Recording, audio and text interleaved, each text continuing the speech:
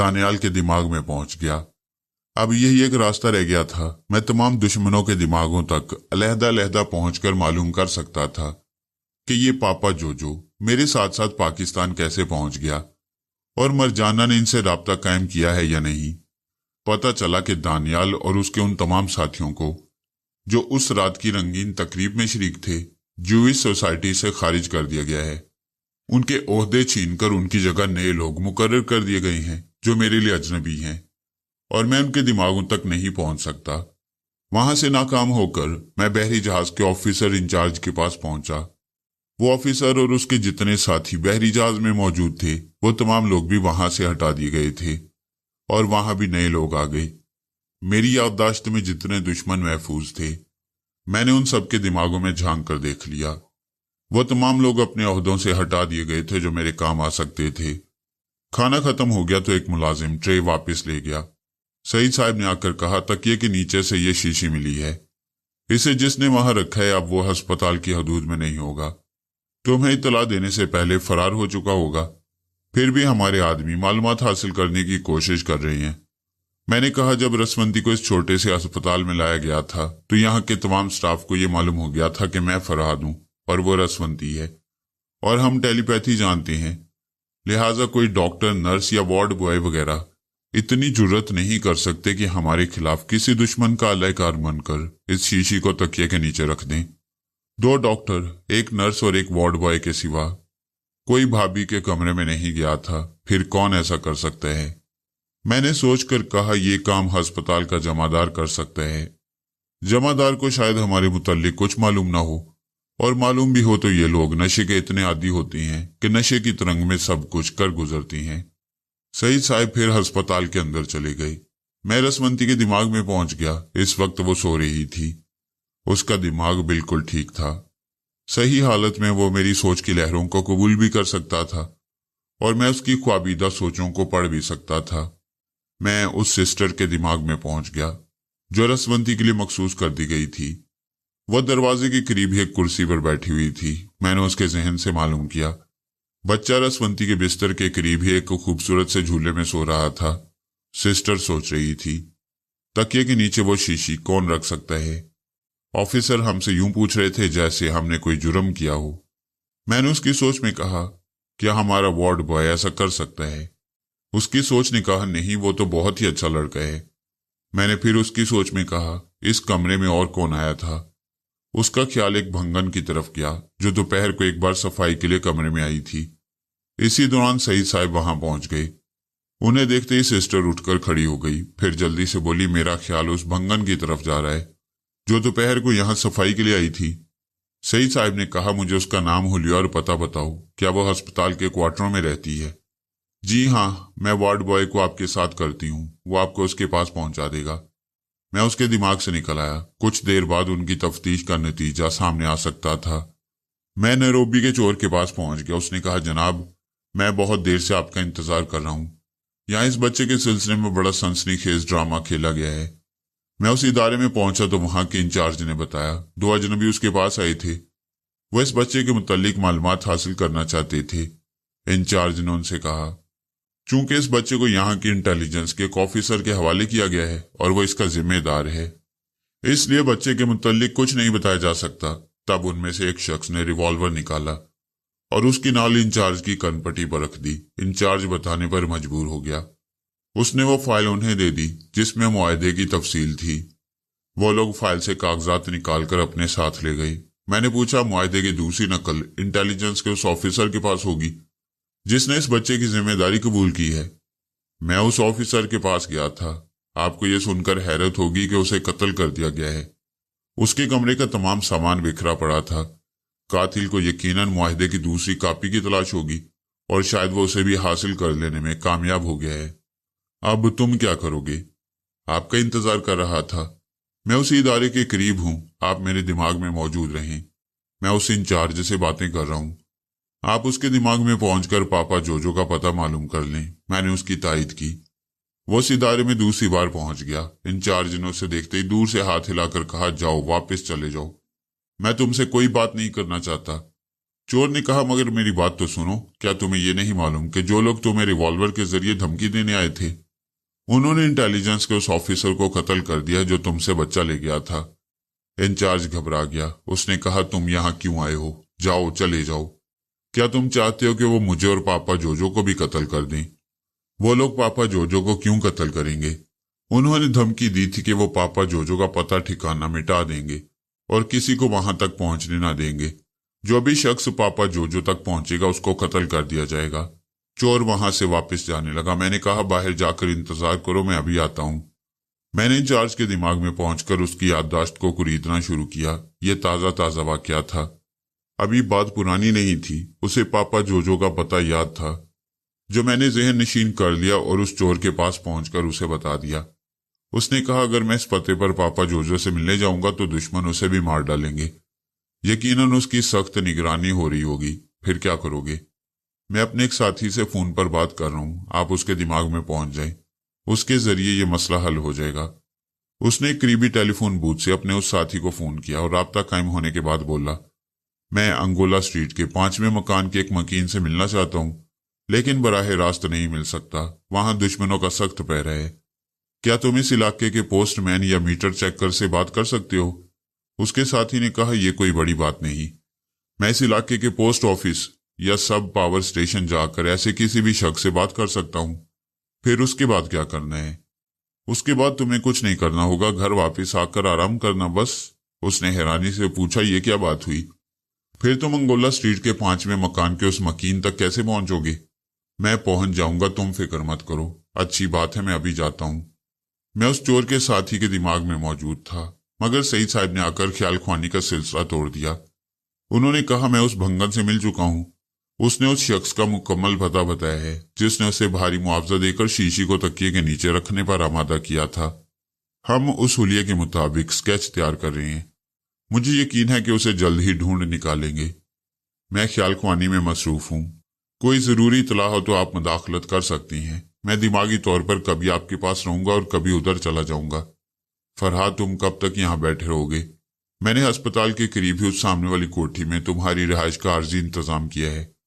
कल तक भाभी की तबीयत ठीक हो जाएगी तो मेरी कोठी में चले चलना, मगर अभी उस कोठी में जाकर आराम करो। उसके मकीन तुम्हारा नाम सुनकर बहुत खुश हुए और तुमसे मिलने के लिए बहुत बेकरार हैं। इस वक्त उस कोठी में जाऊंगा तो उन लोगों से रस्मी गुफ्तगू भी करना होगी, जिसमें मेरा काफी वक्त ज़ाया होगा। आप थोड़ी देर इंतजार कर लें, मैं कुछ अहम मालूमात हासिल कर रहा हूं, फिर मैं आपके साथ उस कोठी में चलूंगा। मैं फिर उस शख्स के दिमाग में पहुंच गया जिसके जरिए मैं अंगोला स्ट्रीट के 5वें मकान के अंदर पापा जो तक पहुंच सकता था। वो उस इलाके के पोस्ट ऑफिस में पहुंचकर उस पोस्टमैन से बातें कर रहा था जो अंगोला स्ट्रीट में डाक तकसीम करता था।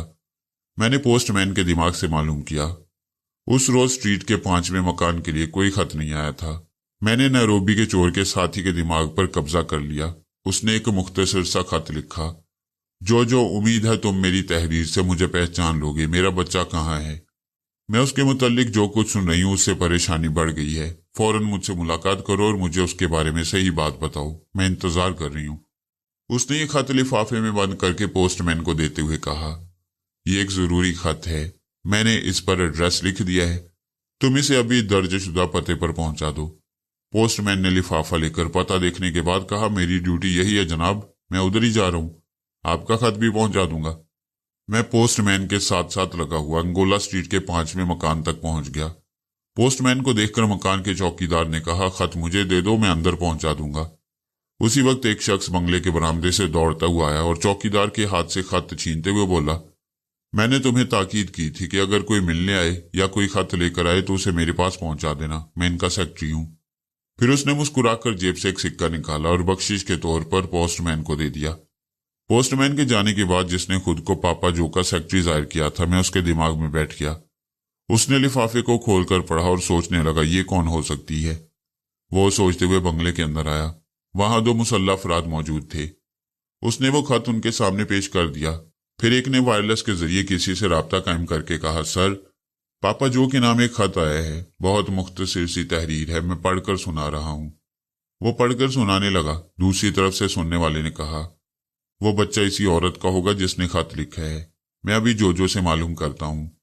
وہ وائرلیس سیٹ آف کرके کمرے میں پہنچا۔ وہاں ایک بوڑھا شخص ایک ایزی چیئر پر بیٹھا پائپ سلگا رہا تھا۔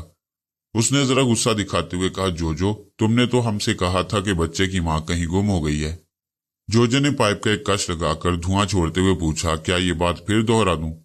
تم بکواس کرتے ہو، اس بچے کی ماں زندہ ہے۔ اس نے لوکل ڈاک سے تمہیں ایک خط بھیجا ہے۔ اسے بچے کے متعلق کچھ معلوم ہوا ہے، وہ پریشان ہے اور تم سے ملنا چاہتی ہے۔ اس کا مطلب یہ ہے وہ اسی شہر میں موجود ہے اور تم اس کا پتہ جانتے ہو۔ تعجب ہے، کیا اس نے خط میں اپنا نام اور پتہ لکھا ہے؟ اس نے خط اس انداز میں لکھا ہے جیسے تم اسے جانتے ہو اور اس کے پاس پہنچ سکتے ہو۔ جوجو نے انکار میں سر ہلا کر کہا، میں کہہ چکا ہوں کہ میں بچے کی ماں کو نہیں جانتا ہوں، یہ کیسے ہو سکتا ہے؟ پھر وہ بچہ تمہیں کیسے ملا؟ کتنے ہی بچے کسی نہ کسی طریقے سے مل جاتے ہیں، اس دنیا میں یہی ہوتا ہے۔ کسی بچے کے باپ کا نام اور پتہ معلوم نہیں ہوتا اور کسی کی ماں کا سراغ نہیں ملتا۔ تم نے اس ادارے میں یہ کیوں لکھایا تھا کہ وہ بچہ تمہارا ہے؟ وہ میرا بچہ ہے، اس لیے میں نے یہ لکھایا تھا۔ وہ چند لمحوں تک اسے غصے سے دیکھتا رہا، پھر اس نے کہا، ہم جانتے ہیں کہ تم بہت اچھے مسخرے ہو، مگر ہم سے مذاق کرنے کی بجائے سیدھی طرح سچی بات بتا دو، اصل قصہ کیا ہے؟ میں بتا چکا ہوں، میں نے اپنی زندگی میں اتنے عشق کیے ہیں، اتنی عورتوں سے دوستی کی ہے کہ بیشتر کے نام تک یاد نہیں رہے۔ جب سے نیروبی میں رہائش اختیار کی ہے، یہاں بھی درجنوں عورتیں مجھ پر فدا ہوتی رہیں۔ اس نے حقارت سے کہا، خود کو بڑا گلفام سمجھتے ہو۔ میں نہیں سمجھتا، عورتیں سمجھتی ہیں، اس میں میرا کیا قصور ہے؟ اس نے گھنسا دکھاتے ہوئے کہا، بوڑھے کوسٹ، میرے اعلی افسران نے حکم دیا ہے کہ تمہارے ساتھ دوستانہ رویہ رکھوں، ورنہ میں ابھی تمہارے رہے سے دانت بھی منہ سے باہر نکال دیتا۔ میں صرف رات کو سوتے وقت بتیسی باہر نکالتا ہوں۔ وہ شخص غصے سے ٹہلنے لگا۔ پاپا جو نے کہا، غصہ آدمی کو دوست نہیں بناتا، اور تمہارے افسران نے تمہیں دوست بننے کو حکم دیا ہے۔ ویسے میں سچ کہہ رہا ہوں، میری بہت سی عورتوں سے دوستی رہی ہے، پتہ نہیں کون اس بچے کو جنم دے کر ایک رات میرے دروازے پر چھوڑ گئی تھی۔ اس نے اس کے ساتھ ایک رکا بھی چھوڑا تھا جس میں تحریر تھا کہ یہ تمہارا ہے، تم ہی سنبھالو۔ وہ کون تھی جو اسے یہاں چھوڑ گئی تھی؟ یہی تو میں نہیں جانتا۔ تم نے قدیم ہندوستان کے کورو پانڈو کا قصہ سنا ہے؟ میں نے سنا ہے کہ ان میں سے کسی کے والد محترم نے شاید 100 شادیاں کی تھی یا ان کے 100 بچے تھے۔ وہ یہ نہیں بتا سکتے تھے کہ ایک سال میں ان کی کتنی بیویاں، کتنے بچوں کی مائیں بنتی ہیں۔ موجودہ دور میں ارب پتی، کھرب پتی سرمایہ داروں کی بے شمار بیویاں اور داشتائیں ہوتی ہیں۔ وہ ان کے کتنے بچوں کو پیدا کرتی ہیں، وہ بیچارے کیسے حساب رکھ سکتے ہیں؟ میں بیچارہ کیسے بتا سکتا ہوں کہ میرے دروازے پر کون میرے بچے کو چھوڑ گئی تھی؟ اسی وقت ایک شخص نے کمرے میں آ کر کہا، جناب آپ کے لیے کال ہے۔ وہ تیزی سے چلتا ہوا دوسرے کمرے میں آیا، وائرلیس سیٹ کے پاس بیٹھ کر اسے آپریٹ کرنے لگا۔ دوسری طرف سے کوڈ ورڈز میں اسے پکارا جا رہا تھا۔ اس نے کوڈ ورڈز میں جواب دیتے ہوئے اپنی شناخت کرانے کے بعد کہا، فرمائیے۔ دوسری طرف سے پوچھا گیا، اس شخص کا کیا بنا جو ہاؤس آف انوانٹیڈ بیبیز میں جا کر پاپا جو کے متعلق معلومات حاصل کر رہا تھا؟ ابھی تک اس کے متعلق کوئی اطلاع نہیں ملی ہے۔ کیا جوجو نے اپنے بیان میں تبدیلی کی ہے؟ نہیں جناب، وہ یہی بک رہا ہے کہ اس کی سینکڑوں چاہنے والیاں ہیں، پتہ نہیں کس نے اس بچے کو جنم دیا ہے۔ لعنت بھیجو اس پر، ہمیں اسے اپنا اللہ کار بنانا چاہیے۔ اسے اس بات پر آمادہ کرو، بڑی سے بڑی رقم کا لالچ دو یا اس کی کوئی کمزوری تلاش کرو۔ اگر وہ ہمارے قابو میں نہ آیا تو ہم اسے ختم کر دیں گے اور کسی دوسرے کو پاپا جوجو بنا کر پاکستان بھیجیں گے۔ انٹیلیجنس کے افسر نے اس بچے کو حاصل کرنے کے لیے جو معاہدہ کیا تھا وہ ہمارے پاس ہے، اور وہ اس بات کا ثبوت ہے کہ رسونتی کے پاس جو بچہ ہے وہ اس کا نہیں ہے۔ پاپا جوجو کو اس معاہدے کے ساتھ پاکستان جا کر فرحات کے لیے زیادہ سے زیادہ مشکلات پیدا کرنا ہے۔ میں دوسری طرف سے بولنے والے کے دماغ میں پہنچ گیا اور اس کے دماغ کے تہہ خانے میں اتر کر ان تمام لوگوں کے متعلق معلومات حاصل کرنے لگا۔ معلوم ہوا یہودیوں نے ذہین اور تجربے کار بوڑھوں اور جان پر کھیل جانے والے جوانوں اور انسانیت سوز مظالم ڈھاک کر اور تڑپا تڑپا کر قتل کرنے میں لذت محسوس کرنے والے جنونیوں پر مشتمل جیوز والنٹیئرز نامی ایک خطرناک فوج تشکیل دی ہے۔ اس فوج کے مقاصد کو 2 مرحلوں میں تقسیم کیا گیا ہے۔ پہلے مرحلے میں ذہین اور تجربے کار بوڑھوں کو 1 ماہ کے اندر فرحات کو دوست یا اعلی کار بنانا تھا تاکہ اسے دشمنی سے باز رکھا جا سکے۔ اگر وہ لوگ اس میں کامیاب نہ ہو سکیں تو دوسرے مرحلے میں جوانوں پر یہ فرض کر دیا تھا کہ وہ کسی جگہ کسی بھی وقت موقع ملتے ہی فرحات کو گولی مار کر ہمیشہ کے لیے ٹیلی پیتھی کے عذاب کو ختم کر دیں۔ टेलीपैथी का ये अजाब दुश्मन महज इसलिए बर्दाश्त करते आए थे कि शायद ये टेलीपैथी उनके काम आ जाए, मैं उनका हम ख्याल और दोस्त बन जाऊं। सुपर मास्टर और उसकी तंजीम के तमाम मास्टर मुझे दोस्त बनाते बनाते थक गए थे, मगर मैं उनके काबू में ना आ सका था। अब यहूदी कोशिश कर रहे थे और ज्यादा खुशफहमी में मुब्तला नहीं थे। जानते थे कि मुझे दोस्त बनाना तकरीबन नामुमकिन है, इसीलिए नाकामी की सूरत में मुझे हमेशा के लिए खत्म कर देने का फैसला भी कर चुके थे। इन यहूदी रजाकारों का ताल्लुक ना तो ज्यूइश सोसाइटी से था, ना ही काहाल तंजीम से। ये बिल्कुल अलग थलग थे। इनकी छोटी सी फौज तश्कील देने के बाद इन्हें हदायत दी गई थी कि वो यहूदियों से किसी तरह का भी राब्ता कायम न रखें। फरहाद के सिलसिले में जो करना है अपनी जहानत से करें। जहानत कामनाए तो आखिरी फैसले पर अमल करें। जब फरहाद खत्म हो जाएगा और रसवंती भी मारी जाएगी या पहले की तरह दोस्त बना ली जाएगी, तब ये यहूदी रजाकार दूसरी यहूदी तंजीमों से राब्ता कायम कर सकेंगे। दूसरे लफ्जों में मेरे लिए वो तमाम रास्ते बंद कर दिए गए थे जहां से गुजरकर मैं यहूदी तंजीमों को जड़ों से उखाड़ कर फेंक सकता था। फिलहाल यही यहूदी रजाकार मेरी जद में आए थे और इनके मुत्तलिक अभी और मालूमात हासिल करना थी। मैं उसके दिमाग में बैठा उसकी सोच के जरिए मालूम करता रहा। पता चला कि इन यहूदी रजाकारों में 25 बूढ़े हैं। 12-12 बूढ़ों की 2 टोलियां हैं। इन दोनों टोलियों का सरबरा एक बूढ़ा शख्स है। इस तरह वो 25 की तादाद में है, लेकिन बूढ़ों की एक टोली दूसरी के मुतल्लिक कुछ नहीं जानती, ना ही उनके तरीकेकार से वाकिफ है और ना ही वो किसी भी हालत में किसी भी वक्त उनसे राब्ता कायम कर सकती है। ये एहतियात इसलिए थी कि मैं कहीं बूढ़ों की एक टोली के जरिए दूसरी टोली में ना पहुंच जाऊं। इन बूढ़ों के अलावा 11 नौजवान थे। 2-2 जवानों की 5-5 टोलियां और उन 5 टोलियों का एक सरगना था। बूढ़े और जवान अपने अपने सरगना का नाम, पता और ठिकाना नहीं जानते थे, हत्ता कि अपने अपने सरगना की सूरत और शख्सियत से भी वाकिफ नहीं थे। इन यहूदी रजाकारों को छेड़ना भी मुनासिब नहीं था, इसलिए मैं दिमागी तौर पर उस गाड़ी में हाजिर हो गया। बड़ी देर तक मैं गाड़ी में बैठा रहा।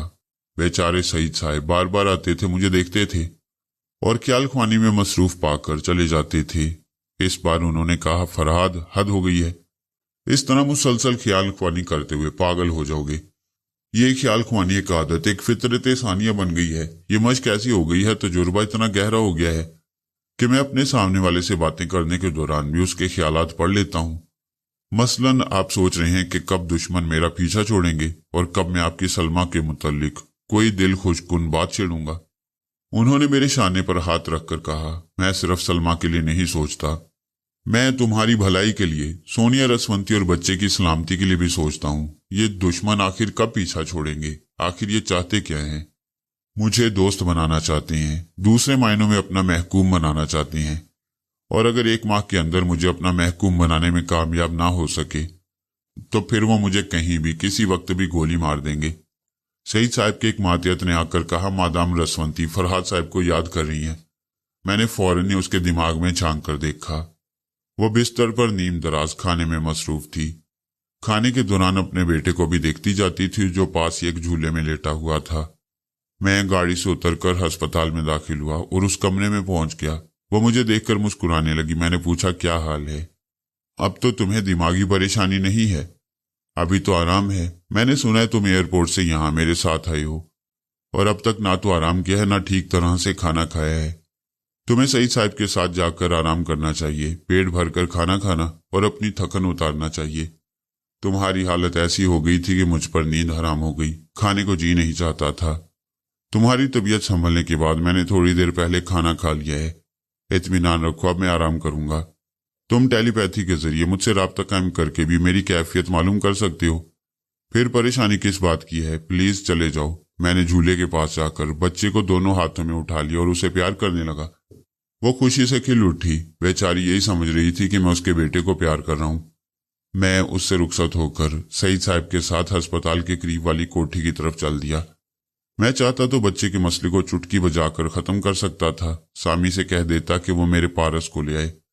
मैं रसवंती से माजरत करके उसे बता देता कि दुश्मनों से अपने बेटे को महफूज रखने के लिए उसे छुपा दिया था और एक फर्जी पारस को उसकी गोद में दे दिया था। वो बुरा न मानती, या मानती तो मैं उसे मना लेता, लेकिन ऐसा करने से दुश्मन अपने मकसद में कामयाब हो जाते। वो यही चाहते थे कि मैं अपने बच्चे को उसकी पनाहगाह से बाहर निकाल कर उनकी नजरों के सामने ले आऊं और वो उसके जरिए हमें परेशान करते रहे। हमारा 12 साल बीबी और 40 चोरों की निगरानी में था और वो वहीं महफूज और सलामत रह सकता था। रह गई रसवंती तो दिमागी तौर पर सेहतमंद हो जाने और जहरीली असरात खत्म हो जाने के बाद मैं उसे समझा बुझा कर मुतमईन कर सकता था। मैंने अस्पताल से तकरीबन 400 गज का फासला तय किया और उस कोठी में पहुंच गया जहां मेरे आर्जी क़याम का बंदोबस्त किया गया था। कोठी के अफराद बड़ी बेचैनी से मेरा इंतजार कर रहे थे। जब मैं वहां पहुंचा तो सभी कोठी से निकल आए। सईद साहब ने बारी बारी सबसे तारुफ कराया। एक बूढ़े से आदमी थे, वो इस कोठी के मालिक और खानदान के सरबराह थे। उनकी एक बेगम थी जिनके गहरे मेकअप से पता चलता था कि वो बुढ़ापे में भी जवानी के ख्वाब देखती रहती हैं। उनके 2 बेटे, एक बहू और 3 जवान बेटियां थीं। 2 लड़कियों ने अपनी मां की तरह गहरा मेकअप किया था। उनका मेकअप, उनका लिबास, उनकी गुफ्तगू, उनका हर अंदाज ऐसा था जैसे वो मुझे मुतासिर करने के तमाम हरबे इस्तेमाल कर रही हूं। तीसरी लड़की उनके बरक्स थी। उसके चेहरे पर एक जरा मेकअप नहीं था, लिबास में भी सादगी थी। उसकी गुफ्तगू और रख रखाव से संजीदगी और जहानत का पता चलता था। मुझे उन्होंने अपनी कोठी के ड्राइंग रूम में बिठाया। वो ड्राइंग रूम बहुत वसी और ईज था, बड़े शाहाना अंदाज से सजाया गया था। वहां के कीमती आराइशी सामान को देखकर कोई भी एहसास कमतरी में मुब्तला हो सकता था और इन लोगों की दौलतमंदी और शान शौकत से मुतासिर हो सकता था। मैं इन लोगों से गुफ्तगू के दौरान एक एक के दिमाग को पढ़ता और सरसरी मालूमात हासिल करता जा रहा था। पता चला कि वो लोग बेइंतहा दौलतमंद हैं और ये दौलत चोर बाजारी और जखीरा अंदोजी के जरिए हासिल की गई है। उनके एक साहबजादे ने मुझे खाने के लिए कहा। मैंने इनकार कर दिया। उनकी बड़ी साहिबजादी ने बड़े प्यार, बड़ी अपनाइयत से कहा, कम से कम नाश्ता ही कर लें। मैंने कहा, मैं थोड़ी देर पहले ही खाना खा चुका हूं, गुंजाइश नहीं है। तब छोटी साहिबजादी ने पूछा, क्या चाय भी नहीं पियेंगे? मैंने इस लड़की की तरफ देखा और फिर कहा, रिहाना, तुम अच्छी तरह समझ रही हो कि मैं खाने पीने से क्यों इनकार कर रहा हूं। सब चौंक कर कभी मुझे और कभी रिहाना को देखने लगे। मैं रिहाना की सोच पड़ चुका था। चुनाचे मैंने कहा, मेरे यहाँ आने से पहले ही आपकी छोटी साहिबजादी ने पेशन गोई की थी कि मैं इस घर में नहीं रहूंगा। शायद यहाँ कुछ खाना पीना भी पसंद ना करूं और अगर रह गया तो इस घर की तबाही का बायस बनूंगा। मेरी बातें सुनकर जैसे सबको सांप सूंघ गया था। रिहाना, उसका बड़ा भाई और उसकी बीवी यानी रिहाना की भाभी, ये तीनों हमख्याल थे और नाजायज दौलत पर एतराज करते थे। मैंने कहा, मैं सब जानता हूं, दूसरे शहरों में भी आप लोगों की ऐसी शानदार कोठियां हैं। बड़े बड़े शहरों में बैंक बैलेंस हैं। मुल्क के बाहर मुख्तलिफ बैंकों में आप लोगों के तकरीबन $40 लाख हैं। हर साल आप नए मॉडल की गाड़ियां खरीदते हैं। हर एक के लिए एक एक एयर कंडीशन कार मौजूद है। आप लोगों के पास इतनी दौलत है कि आपकी कई नस्लें बगैर मेहनत के आराम से बैठकर शाहाना अंदाज में जिंदगी गुजार सकती हैं। इसके बावजूद आपके बड़े साहिबजादे जावेद एक बैंक में मुलाजिम हैं। ये मेहनत करते हैं और अपनी कमाई पर गुजर बसर करते हैं, लेकिन आपकी नाजायज दौलत में से एक पैसा भी नहीं लेते। क्यों, मैं गलत कह रहा हूं? जावेद की बीवी ने अपने सर पर आंचल रखकर कहा, फरहाद भाई, आपसे तो कोई बात छुप नहीं सकती, फिर किस में इनकार की जरूरत है? जावेद ने कहा, मैंने और रेहाना ने अब्बा जान और अम्मी जान को समझाया था कि ये शान शौकत फरहाद भाई को मुतासिर नहीं करेगी। उन्होंने इतनी दुनिया देखी है, वो टेलीपैथी के जरिए इतनी दौलत हासिल कर सकती हैं कि कोई इसके मुत्तल्लिक तसव्वुर भी नहीं कर सकता। अगर आप यहाँ आएंगे तो अब्बा जान के सारे भेद खुल जाएंगे। रेहाना ने जल्दी से कहा, हमारे कहने का मकसद ये नहीं कि हम आपके करीब नहीं आना चाहते या आपको अपने पास बुलाना नहीं चाहते। दरअसल ये घर आपके शायाने शान नहीं है, आपका मजाज कुछ और है। मैंने आपके मुत्तल्लिक जो पढ़ा है और सुना है, ये घर और यहाँ के रहने वाले उसके बरक्स हैं। मैंने मुस्कुरा कर कहा, लेकिन तुम्हारे बड़े भाईजान और तुम्हारी भाभी जान मेरे मजाज के मुताबिक हैं। मुझे तुम तीनों से मिलकर जितनी मुसरत हो रही है वो मैं बयान नहीं कर सकता। मेरे मुल्क में तुम्हारे जैसे जवान मौजूद हैं तो ये हराम की कमाई भी आहिस्ता आहिस्ता खत्म हो जाएगी। अब मैं तुम्हारे वालिदैन से क्या कहूँ? मैं चाहूं तो टेलीपैथी के जरिए मिनटों में ये सारी दौलत और शान शौकत खाक में मिला दूं और ये तमाम घर वाले फुटपाथ पर खड़े हुए नजर आए। लेकिन सवाल ये पैदा होता है कि मैं अपने मुल्क के कितने लोगों को इस तरह सजा देकर उन्हें इखलाकी दरस दे सकता हूँ। ये लोग ना समझ नहीं है, इन्हें खुद सोचना चाहिए कि ये क्या कर रहे हैं।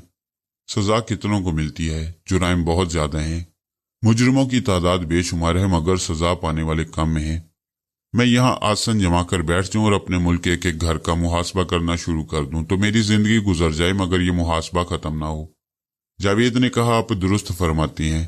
अगर सजाएं देकर इंसान को सही मायनों में इंसान बनाया जा सकता तो आज दुनिया ऐसी न होती। यहाँ सिर्फ फरिश्ते नजर आते, लेकिन सजाएं शरीफ लोगों को डराती हैं और बदमाशों को जिद्दी और दलेर बना देती हैं। रेहाना ने अपने दूसरे भाई की तरफ देखते हुए कहा, हामिद भाई, आप जरा गौर करें। इस वक्त आप फुटपाथ पर खड़े हों और आपकी जेब में एक पैसा ना हो, आपके कपड़े फटे पुराने हों और ये सारी शानो शौकत खाक में मिल चुकी हो तो आपका क्या हशर होगा? क्या उस वक्त आपकी गर्दन नहीं झुकेगी? क्या फरहाद साहिब आपके साथ ये सलूक नहीं कर सकते? भाईजान ईमानदारी से जिंदगी गुजारे हैं, सिर्फ वालिदैन की मोहब्बत की खातिर यहाँ आते जाते हैं। इसी तरह आप अब्बू की ये सारी दौलत लेने और इस कारोबार में अब्बू का हाथ बटाने से इनकार कर दें तो फिर हमारे बुजुर्ग किसके लिए इस दौलत की जुस्तजू करेंगे? मैं आपसे छोटी हूं, आपसे जवाब तलब करने का हक नहीं रखती और आप जवाब भी ना दें। इतनी दौलत कोई ऐसे ही नहीं छोड़ देता, इसके लिए बड़ा हौसला और बड़ी ही इखलाक की अजमत चाहिए। अगर ये आप में पैदा हो जाए तो आप खुद ही फैसला कर लें। मैंने अपनी जगह से उठते हुए कहा, चलिए सईद साहब, मुझे अफसोस है कि मैं यहाँ नहीं रह सकता। वो सब खामोशी से उठकर खड़े हो गए। अचानक ही रिहाना की आंखों में आंसू झिलमिलाने लगे। मैंने उसकी भाभी को देखा, वो भी दुपट्टे के आंचल से अपनी आंखें पोंछ रही थी। जावेद उदास खड़ा हुआ था। मैंने जावेद को अपनी तरफ खींचकर गले से लगा लिया और उसकी पीठ थपकते हुए कहा, मैं तुमसे वादा करता हूं कि कल दोपहर को मैं तुम्हारी कमाई से पकाया हुआ खाना तुम्हारे घर में आकर खाऊंगा और उस दावत में रिहाना भी शरीक होगी। चलो अब जल्दी से आंसू पहुंचकर मुस्कुरा दो। मुझे ये कहने की जरूरत ही नहीं थी, वो तीनों बेख्तियार मुस्कुराने लगे। उनके चेहरे खुशी से खिल गए थे। रिहाना और उसकी भाभी भी मेरे करीब आ गई। तीनों ने खुश होकर कहा, हम लोग कल बेचैनी से आपका इंतजार करेंगे। जावेद ने कहा, लेकिन आप हमारे घर तक कैसे पहुंचेंगे? वो निहायत छोटा सा इलाका है। मैंने हंसते हुए कहा, अगर तुम छोटे हो तो मैं भी छोटा हूं और तुम्हारे बराबर हूं। हम सब छोटे बनकर बड़ा काम करें तो ये सबसे अफजल बड़ाई होगी। मैं तुम्हारे घर पहुंच जाऊंगा, तुम्हें पता बताने की भी जरूरत नहीं। सईद साहब ने हंसते हुए कहा, भाई जावेद, ये तुम्हारे दिमाग में रहकर तुम्हारे घर तक पहुंच जाएंगे, बेफिक्र हो। मैं उनसे रुखसत होकर सईद साहब के साथ बाहर आ गया और उनकी गाड़ी में बैठते हुए बोला, आपने ख्वाम का यहाँ लाकर फंसा दिया था, इतना वक्त ज़ाया हुआ। अब अपने घर ले चलिए, मैं बिल्कुल तन्हाई चाहता हूँ। मैं सईद साहब के साथ उनकी कोठी पर पहुंचा तो उन्होंने एक कमरे का दरवाजा खोलते हुए कहा, यह तुम्हारे लिए है। तुम यहाँ बैठकर सुकून से ख्याल ख्वानी कर सकते हो, यहाँ कोई तुम्हें परेशान नहीं करेगा। मैंने उनका शुक्रिया अदा करते हुए कहा, कल सुबह होने से पहले मैं शाहीना को यह खुशखबरी सुनाऊंगा कि मैं 2-1 रोज में पाकिस्तान पहुंच रहा हूं। लिहाजा सलमा और आपकी शादी के इंतजामात मुकम्मल कर लिए जाएं और मेरी मौजूदगी में यह शादी हो जाए। उन्होंने खुश होकर कहा, अच्छा मैं चलता हूं। रात को भूख लगी या चाय वगैरह की जरूरत हो तो किचन खुला है। इसके अलावा एक मुलाजिम ड्राइंग रूम में मौजूद है, वो तुम्हारी जरूरत की हर चीज मुहैया कर देगा। वो चले गए। मैं दरवाजा बंद करके एक आराम कुर्सी पर बैठते ही सोनिया के पास पहुंच गया। पहली बार उसने कहा था कि मैं उसकी फिक्र न करूं, वो मरजाना को तलाश कर लेगी या मरजाना उसे कोई नुकसान नहीं पहुंचा सकेगी। मैं रसमंदी की तरफ ध्यान दूं और पूरी तवज्जो से उसका इलाज कराता रहूं। मैं यही करता रहा। उधर वो और चोर नंबर 15 मरजाना को तलाश कर रहे थे। अब मैंने पहुंचकर देखा तो बाजी पलट गई थी। अब मरजाना सोनिया को तलाश कर रही थी और सोनिया उससे छुपती फिर रही थी। मैंने पूछा, ये क्या हो रहा है? वो मुस्कुराकर बोली, मैं उसे गुस्से और झुंझलाहट की इंतहा तक पहुंचाना चाहती हूँ, हत्ता कि वो पागल हो जाए, अपने सर के बाल नोचने लगे, कपड़े फाड़ने लगे और चीख चीख कर यह इतराफ करे कि ना तो वो मुझ तक पहुंच सकती है, ना ही मुझ पर काबू पा सकती है। मगर ये हुआ क्या? पहले तुम उसे तलाश कर रही थी, अब वो तुम्हें तलाश कर रही है। उसने जवाब दिया, जब वो हमारे पास से भाग गई थी तो मैंने और 15 नंबर ने उस मकान को छोड़ते वक्त एक रुक्का लिखकर वहीं उसके लिए छोड़ दिया था और मुलाजमा को हदायत कर दी थी कि मरजाना नाम की कोई लड़की मुझे पूछने आए तो वो खत उसे दे दिया जाए। अच्छा, तो तुम्हें यकीन था कि वो वापस आएगी? यकीनन। वो मजबूरन मुझे छोड़कर गई थी क्योंकि उस वक्त उसकी जिस्मानी हालत ऐसी नहीं थी कि मुझसे मुकाबला कर सकती। ज़हनी तौर पर भी परेशान थी कि इतने तवील अरसे तक कैसे सोती रही। उसे सहारे की तलाश थी और वो सहारा उसे अपने यहूदी साथियों से ही मिल सकता था। मरजाना अपने आप को दिमागी और जिस्मानी तौर पर बिल्कुल नॉर्मल और परफेक्ट बनाकर मेरे सामने आना चाहती थी। मैंने तायद की, हाँ, यहूदियों ने उसके दिमाग में यही बात ठूंस दी है कि रसवंती और सोनिया खत्म कर दी जाएं, तभी वो मुझे हासिल कर सकेगी। रसवंती के लिए उन्होंने कुछ और भी वादे किए हैं। जिनसे मरजाना मुतमईन है। सिर्फ तुम एक ऐसी दीवार हो जिसे वो हमेशा के लिए गिरा देना चाहती है। इसलिए जब हम उसे तलाश करने गए थे तो वो हमारी गैर मौजूदगी में तकरीबन 2 घंटे के बाद वापस आई थी। मुलाजिम ने उसे मेरा खत दे दिया। मैंने उसमें लिखा था, मरजाना तुम भाग कर कहीं नहीं जा सकती, तुम मेरी तरफ वापस आओगी, क्योंकि जब तक मैं जिंदा हूं उस वक्त तक तुम फरहाद तक नहीं पहुंच सकोगी। दूसरी बात यह कि तुम्हारे यहूदी दोस्त तुम्हें यकीनन ये समझा रहे होंगे कि तुम मुझे कत्ल ना करो, सिर्फ उनके हवाले कर दो, तो वो फरहाद को तुम्हारी तरफ झुकने पर मजबूर कर देंगे।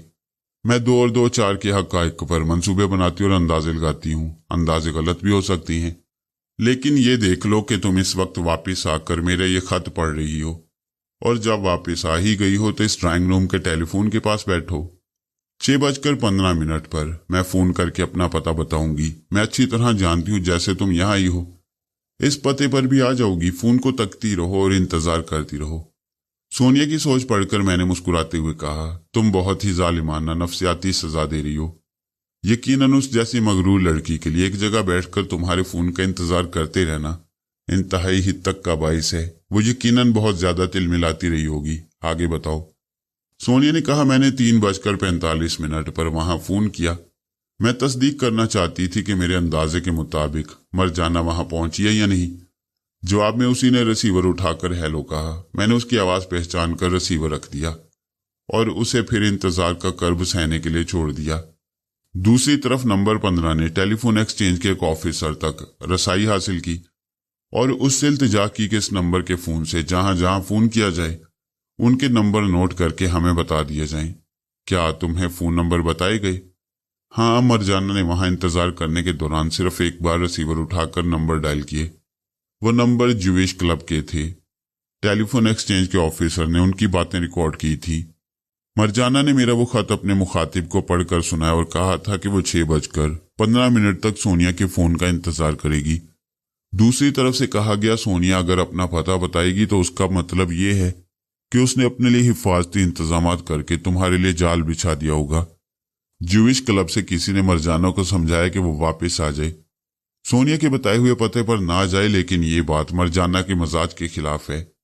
वो अभी तक वहां बैठी मेरे फोन का इंतजार कर रही होगी। अब तुम मेरे पास आए हो तो मैं उसे फोन करने जा रही हूँ। इस वक्त सोनिया उसी बंगले के करीब एक टेलीफोन बूथ के पास खड़ी थी। मुझे ये तमाम बातें बताने के बाद बूथ के अंदर जाकर उसने मरजाना से राब्ता कायम किया। मरजाना ने उसकी आवाज पहचानते ही कहा, तुम बुज़दिल और जलील औरत हो, क्या अपने मद्दे मुकाबिल से इसी तरह अंधेरे में चुपकर मुकाबला करती हो? सोनिया ने कहा, मरजाना, तुम्हारे मास्टर वॉस्टो रोकी ने तुम्हें तमाम गुर सिखाए, लेकिन अंधेरे में लड़ने का फन नहीं सिखाया। तुम ये क्यों भूलती हो कि वहां तुम्हारे लिए अंधेरा था तो मेरे लिए भी अंधेरा था। अपनी शिकस्त पर झुंझलाकर मुझे बुज़दिल और जलील ना कहो, ये गाली तुम्हें पढ़ना चाहिए। बकवास मत करो, अपना पता बताओ, मैं तुम्हारे पास हूं। वो एकदम से चौंक कर बोली, क्या मतलब, क्या तुम इसी बंगले में हो? हाँ, इसी बंगले में हूं। वो झुंझला कर बोली, फिर तुमने मुझे इतनी देर तक क्यों बिठाए रखा? यहां 3 बजे से बैठी हुई हूं। मैंने तुम्हें बैठे रहने पर मजबूर नहीं किया था। उसने गुस्से से रिसीवर रख दिया। सोनिया ने कहा, फरहाद जरा देखो वो क्या कर रही है। मेरा ख्याल है कि अब वो बंगले के दूसरे कमरों में मुझे तलाश करेगी। मैं वहां पहुंच रही हूं। उसने रिसीवर रख दिया। मैं मरजाना के दिमाग पर दस्तक देने लगा। उसने फौरन ही पूछा, फरहाद तुम हो? अब मेरा ख्याल आया तुम्हें। मुझे तुम्हारा बहुत ज्यादा ख्याल है, मगर तुम्हारे दिमाग में मेरी बात नहीं आती। मैं खूब समझती हूँ, तुम बहुत देर से सोनिया के साथ हो। तुम्हें पता चल गया है कि मैं यहाँ के दूसरे कमरों में उसे तलाश करने जा रही हूँ, इसीलिए मेरे पास आ गए हो ताकि उसकी हिफाजत कर सको।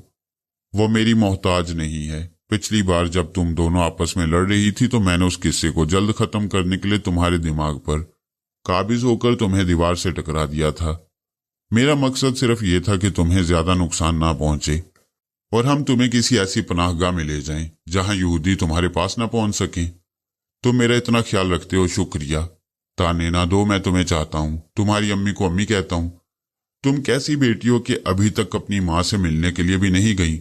मैं बहुत पहले ही चली जाती, मगर तुम्हारे मामलात ने मुझे उलझा दिया है। मेरे यहूदी दोस्तों ने कहा था कि तुम्हें जजीरा अलदबरा पहुंचाने के बाद वहां से मैं, तुम और तुम्हारा बेटा पाकिस्तान चले जाएंगे। फिर मैं अपनी अम्मी से मुलाकात कर सकूंगी। बेवकूफ लड़की, उन्होंने हमेशा तुम्हें सब्ज बाग दिखाए हैं और तुम अब तक बेवकूफ बन रही हो। वो तायद में सर हिलाकर बोली, ये तो मैं किसी हद तक समझ गई हूँ। ये यहूदी भी बाज हालात में साथ छोड़ देते हैं या ऐसी मक्कारी दिखाते हैं कि हम नुकसान सहकर भी उनसे शिकायत नहीं कर सकते। जब तुम जानती हो कि वो तुम्हारे सच्चे दोस्त नहीं है तो फिर मेरी तरफ क्यों नहीं आ जाती? मैं तो तुम्हारी तरफ ही आना चाहती हूँ, मगर तुम हरजाई बनकर दूर दूर भागते फिर रहे हो। मैं हरजाई नहीं हूँ। मेरी जिंदगी में जो औरतें मोहब्बत, वफा और खुलूस के साथ जीने का सलीका और मरने का हौसला लेकर आई हैं, मैंने उनका साथ कभी नहीं छोड़ा। इसकी मिसाल सोनिया है। वह शुरू से अब तक मेरे साथ है और मैं उसके साथ हूँ। रसवंती की गलती भी मैंने इसीलिए माफ कर दी कि ये औरत बड़े आजमाइशी वक्तों में मेरा साथ देती रही है। मैं तुम्हारा भी साथ दे सकता हूँ। मुझे ऐसा साथ नहीं चाहिए। मैं जिस चीज को अपनाती हूँ उसे सिर्फ अपने लिए ही महफूज रखना चाहती हूँ। वो मुझसे सोच के जरिए गुफ्तगू करने के दौरान उस बंगले के मुख्तलिफ कमरों में सोनिया को तलाश कर रही थी। उसने टीवी लाउंज में आकर झुंझलाते हुए कहा, कहाँ है वो कमीनी? झूठ बोल रही थी कि इसी मकान में मौजूद है। उसकी बात खत्म होते ही तारीकी छा गई। वो एकदम से चौंक कर इधर उधर देखने लगी। मैं उसके दिमाग में मौजूद उसकी बदहवासी को समझ रहा था। अंधेरा होते ही उसे पिछली रात की तारीकी याद आ गई और उस तारीकी में छुपी हुई सोनिया भी एक आसिफ बन गई थी। मैंने कहा, ये तारीकी इस बात की गवाह है कि वो तुम्हारे पास मौजूद है। वो हकारत से बोली, मैं कोई नादान बच्ची नहीं हूं जो तुम अंधेरे में मुझे सोनिया का नाम लेकर डराना चाहते हो। ऐसा कहते ही वो फौरन चुप हो गई, कान लगाकर सुनने लगी। कहीं करीब ही कदमों की हल्की हल्की दमक सुनाई दे रही थी। कदमों की हल्की हल्की चाप मरजाना के दिमाग में दमक ही महसूस हो रही थी। हर आहट पर उसके दिल की धड़कन दिमाग में धमाके पैदा कर रही थी। वो आंखें फाड़ फाड़ कर चारों तरफ तारीकी में घूरते हुए तकरीबन चीख कर बोली, तुम कहाँ हो? एक बार मेरी बात का जवाब दो, फिर मैं तुम्हारी शाहरग तक पहुंच जाऊंगी। उसकी बात खत्म होती मैं सोनिया के दिमाग में पहुंच गया। वो उसके करीब ही खड़ी हुई थी। उसके दोनों हाथ में एक नन्ही सी बिल्ली थी। उसने बिल्ली को अंधेरे में दूसरी तरफ उछाल दिया। बिल्ली के गिरने की हल्की सी आवाज पर मरजाना बर्क रफ्तारी से आवाज की तरफ झपटी। सोनिया ने एक जोर की लात मारी। दूसरे लम्हे ओंक की आवाज के साथ मरजाना की कराह सुनाई दी।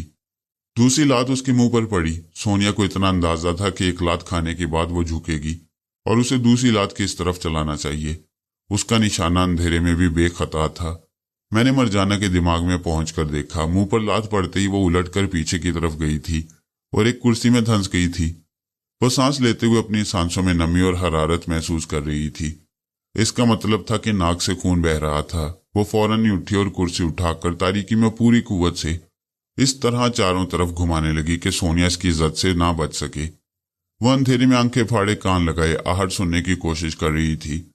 जब कुर्सी पूरी कुव्वत से इधर से उधर घूमती थी तो हवा की हल्की सी साएं साएं सुनाई देती थी।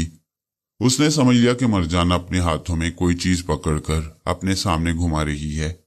वो खुद को इसकी इज्जत से बचाने के लिए पीछे हटी तो एक कुर्सी से टकरा गई। उसने गिरते गिरते संभल कर वो कुर्सी उठा ली और उसे अपने सामने ढाल बना लिया। चंद लम्हों के बाद ही मरजाना की कुर्सी उससे टकराई।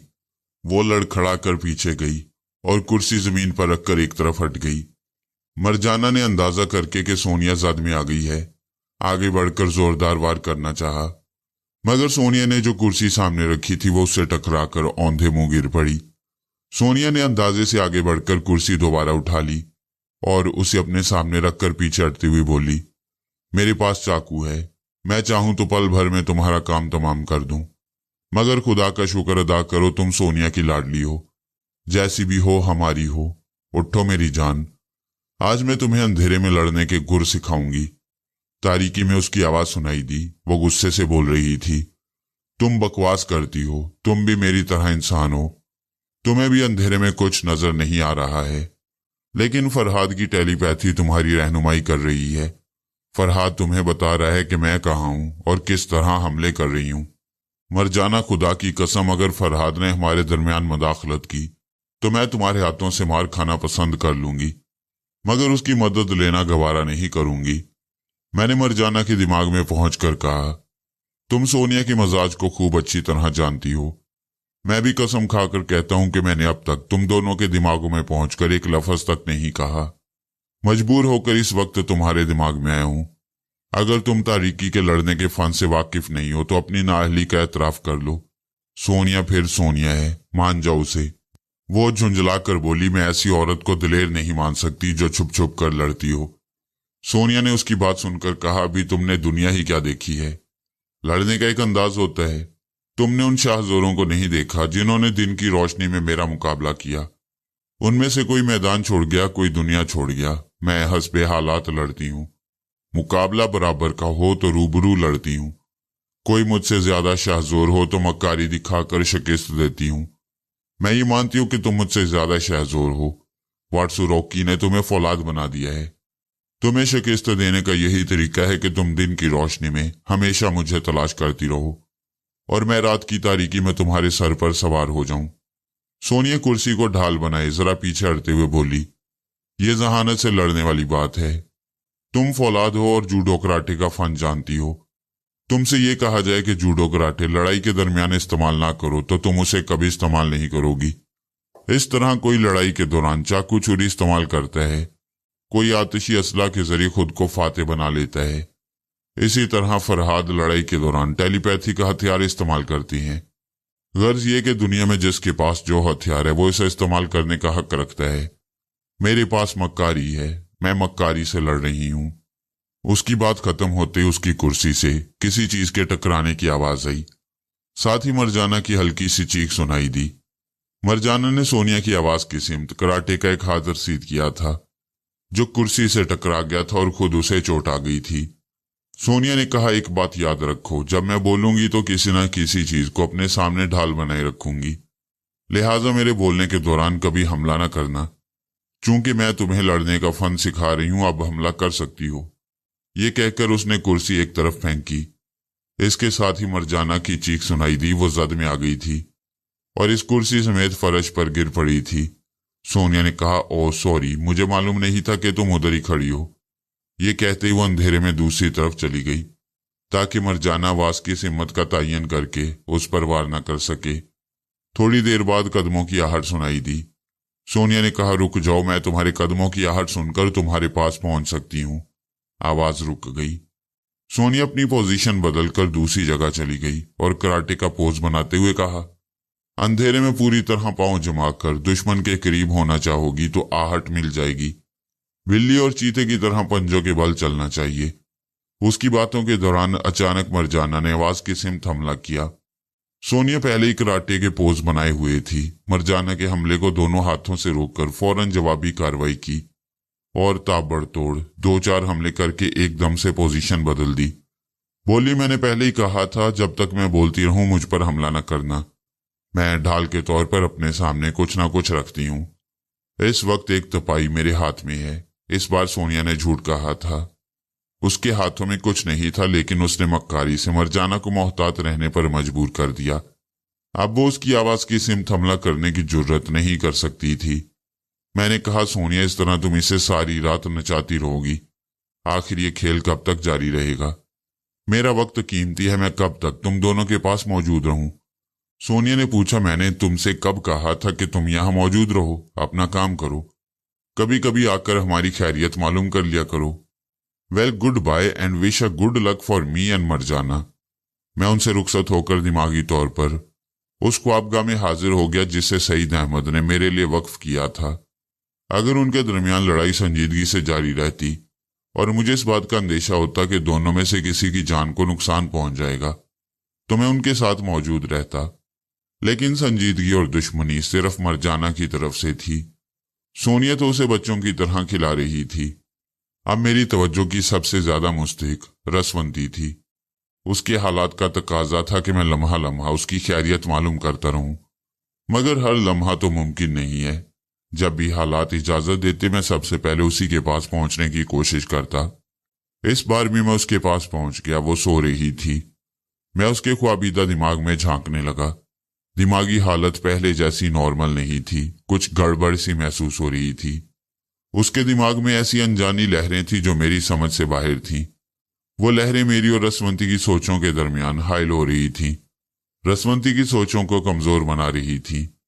मैंने फौरन ही उसके दिमाग से निकलकर उसके मुआलिज डॉक्टर के दिमाग में झांक कर देखा। वो अपने घर में आराम कर रहा था। मैंने सईद साहब के दिमाग में पहुंचकर कहा, रसवंती की हालत बिगड़ने वाली है, डॉक्टर को फौरन इतला दीजिए ताकि वो रसवंती के पास पहुंचे, बच्चे को वहां से हटा दिया जाए। चूंकि इस अस्पताल का डॉक्टर मेरी ख्याल ख्वानी के राब्ते को नहीं समझ सकता था, उसे समझाने में काफी देर लगती, इसलिए मैंने सईद साहब के जरिए उसे इतला दी। टेलीफोन के जरिए सईद साहब ने फौरन उसे बेदार करके कहा, रसवंती की दिमागी हालत बिगड़ रही है। फरहाद ने टेलीपैथी के जरिए उसका हाल मालूम करके आपको फौरन उसके पास पहुंचने की हिदायत की है। डॉक्टर उसी वक्त घर से निकलकर अस्पताल पहुंच गया। मुझे दरवाजे पर दस्तक सुनाई दी। मैंने कहा, आ जाइए। सईद साहब दरवाजा खोलकर अंदर आते हुए बोले, अगर बहुत जरूरी ख्याल ख्वानी में मसरूफ हो तो। मैंने जल्दी से बात काट कर कहा, जी नहीं, आ जाइए, मैं रसवंती के लिए परेशान हूं। वो एक कुर्सी पर बैठते हुए बोले, क्या तुम रसवंती को बहुत ज्यादा चाहते हो? यह भी कोई पूछने की बात है? वो भी मुझे दिलो जान से चाहती है।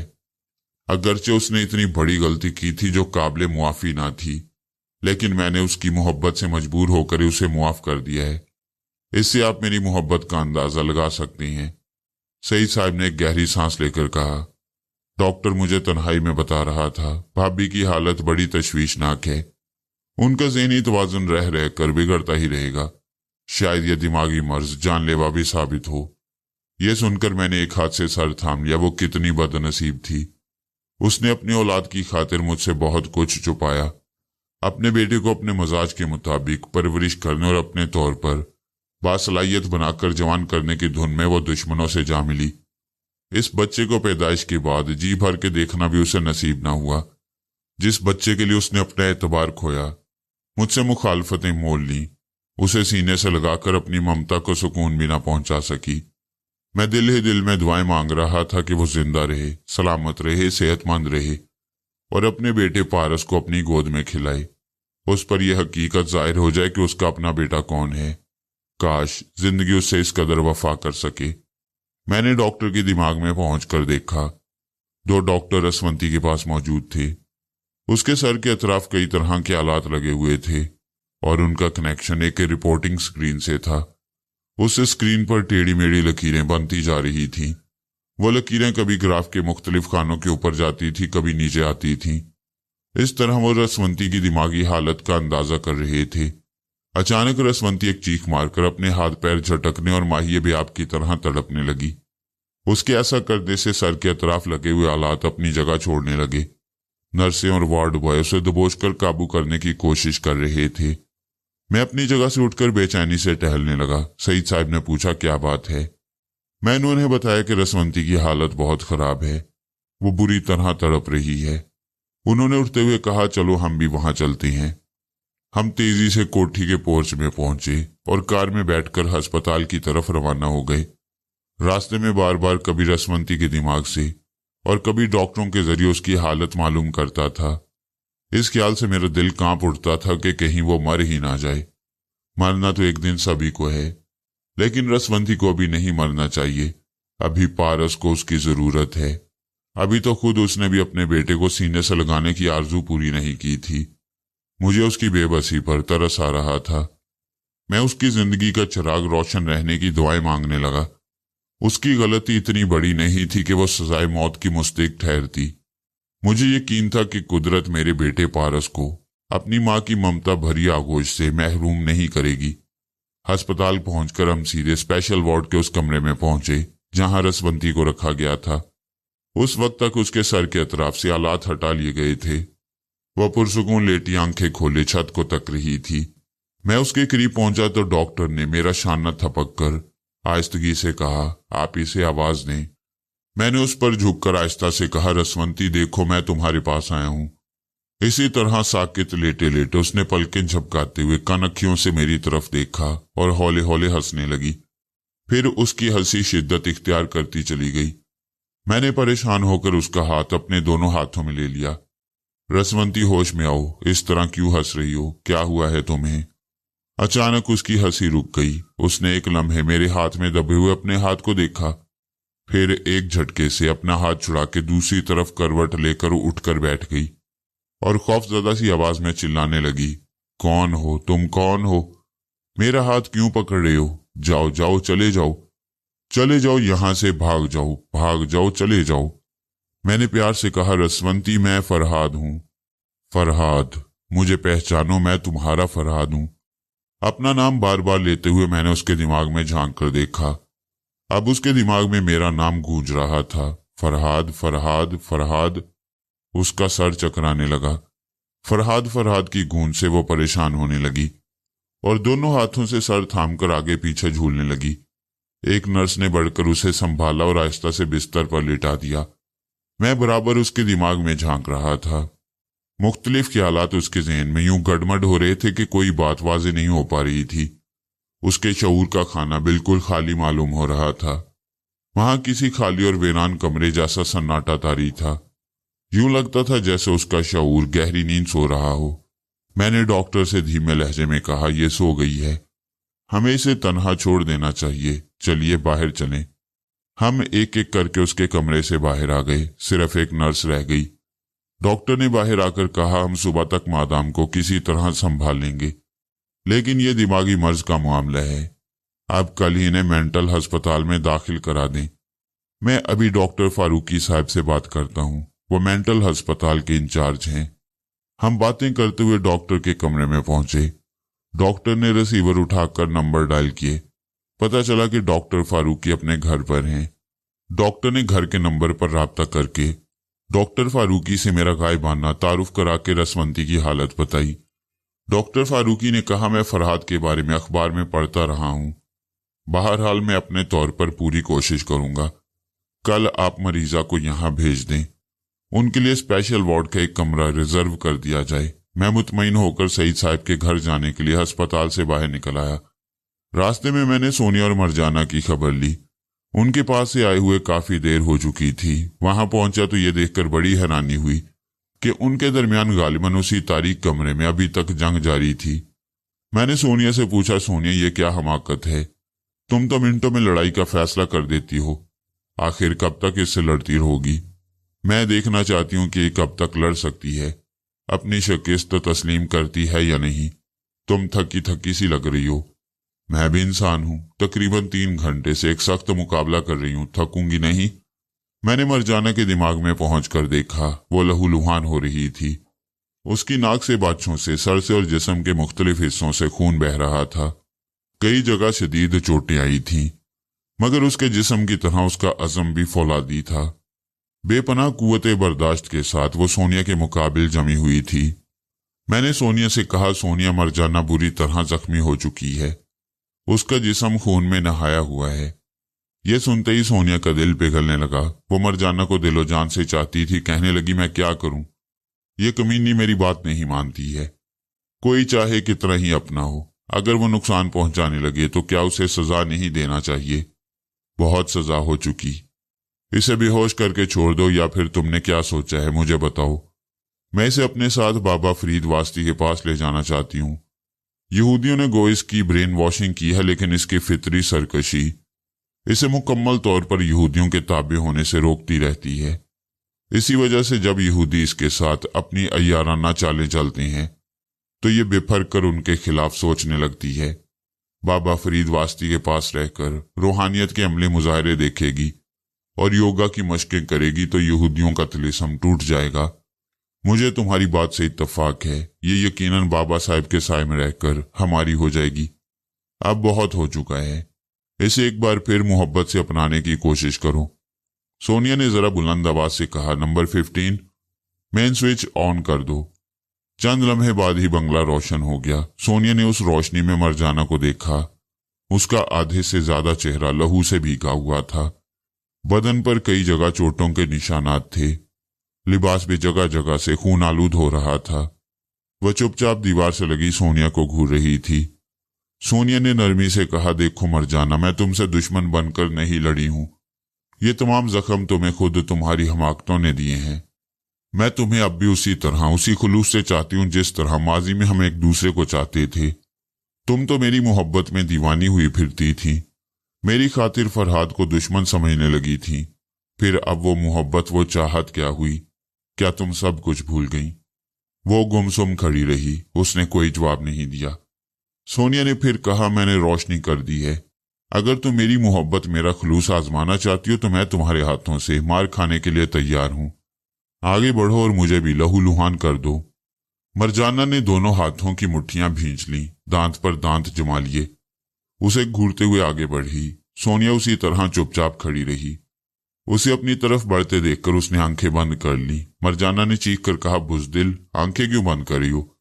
खरगोश की आदत ना अपनाओ। जब वो अपना सर कहीं छुपा लेता है तो समझता है कि सारी दुनिया से छुप गया है, कोई उसे नहीं देख रहा है। तुम आंखें बंद करके किससे छुपना चाहती हो? सोनिया ने आंखें खोल दी लेकिन जवाब नहीं दिया। चुपचाप खड़ी उसे देखती रही। वो गुस्सा से कांपते हुए बोली, क्या तुम समझते हो इस तरह मासूम बनकर खड़ी रहोगी तो मैं तुम पर हमला नहीं करूंगी? नहीं, मैं तुम्हें कुचल कर रख दूंगी। आज मैं तुम्हें जिंदा नहीं छोड़ूंगी। तुम जलील हो, कमीनी हो।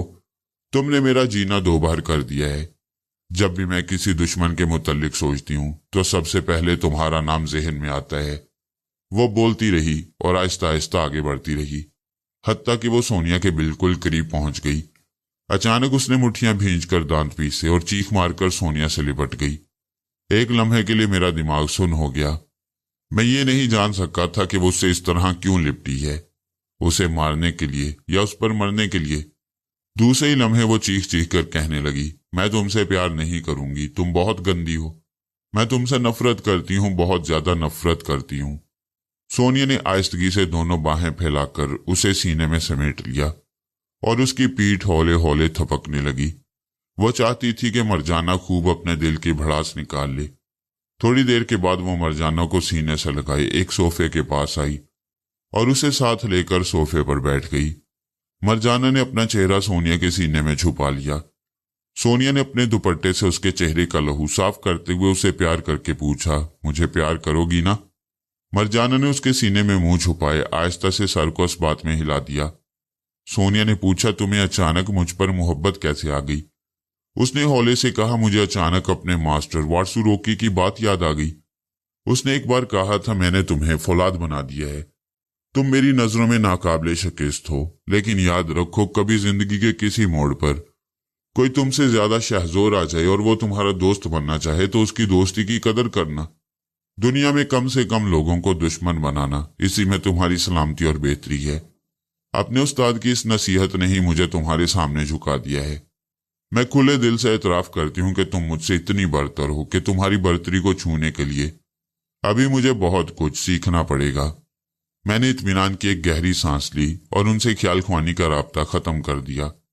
उस वक्त हमारी कार कोठी में दाखिल हो रही थी। सईद साहब ने गाड़ी खड़ी कर दी। हम दोनों गाड़ी से उतरकर ड्राइंग रूम में आ गए। मैंने सईद साहब से कहा, आप एक जिम्मेदार अफसर हैं, सुबह आपको अपने फराइज की अदायगी के लिए दफ्तर जाना होगा। बेहतर है कि अब आप जाकर आराम करें। सईद साहब को वाकई नींद आ रही थी। वो अपनी ख्वाबगाह में चले गए। मैंने मुलाजिम से एक प्याली चाय के लिए कहा और अपनी ख्वाबगाह में जाकर आराम से बिस्तर पर लेट गया। मेरा थकन से बुरा हाल था। एक तो मशरकी अफ्रीका से यहां तक के तवील सफर की थकन थी, दूसरे रसवंती की बीमारी ने मुझे जहनी तौर पर इस कदर निढाल कर दिया था कि जी चाहता था आंखें बंद करके हर चीज से बेनियाज होकर बेखबर सो जाऊं। लेकिन मेरे नसीब में आराम की घड़ियां बहुत कम थीं। अभी मेरे सामने कई हल तलब मसाइल ऐसे थे जिन्हें निपटाए बगैर मैं आंखें भी बंद नहीं कर सकता था। मुलाजिम चाय ले आया तो मैं एक घोंट मजे ले लेकर पीते हुए उन बूढ़े यहूदी रजाकारों के बारे में सोचने लगा जिन्हें मुझे एक माह में दोस्ती पर आमादा करने का फर्ज सौंपा गया था। फिर मुझे उन नौजवानों का ख्याल आया जो मेरी जिंदगी का चिराग गुल करने के लिए मुकर्रर किए गए थे। उनके बारे में सोचते सोचते मैं पापा जो के पास पहुंच गया। वो गहरी नींद में था। मैंने उसकी ख्वाबीदा सोचों के जरिए अपने आप को ख्वाब की स्क्रीन पर पेश किया। वो मुझे देखने लगा। उसकी सोच ने पूछा, तुम कौन हो? मैं अजनबी हूं। तुम बताओ तुम्हारा असल नाम क्या है? ख्वाब की दुनिया में हम दोनों एक पहाड़ी की चोटी पर बैठे हुए थे और बातें कर रहे थे। उसने कहा, मेरा नाम पोपाए जोशुआ है। मैंने इस नाम को आसान बनाकर पापा जो कर दिया है। क्या स्पेन के रहने वाले हो? हाँ, मैं स्पेन में पैदा हुआ। जवानी का इब्तदाई हिस्सा वहीं गुजारा है। तुम्हारे बीवी बच्चे कहाँ हैं? जब बीवी नहीं है तो बच्चे कहाँ से आएंगे? तुमने अनवांटेड बेबीज के इदारे में किसी औरत के बच्चे को पहुंचाया था। मैं उस औरत को नहीं जानता। जो बयान मैंने उन बूढ़ों को दिया है वो किसी हद तक दुरुस्त है। कोई औरत उसे मेरे दरवाजे पर छोड़ गई थी। एक मुख्तसर सा खत लिखकर बच्चे के पास रख दिया था। लिखा था, जो अपनी तमाम महबूबाओं की फहरिस्त को शुरू से आखिर तक पढ़ो और सोचो कि तुम्हारी किस महबूबा ने इस बच्चे को जन्म दिया है।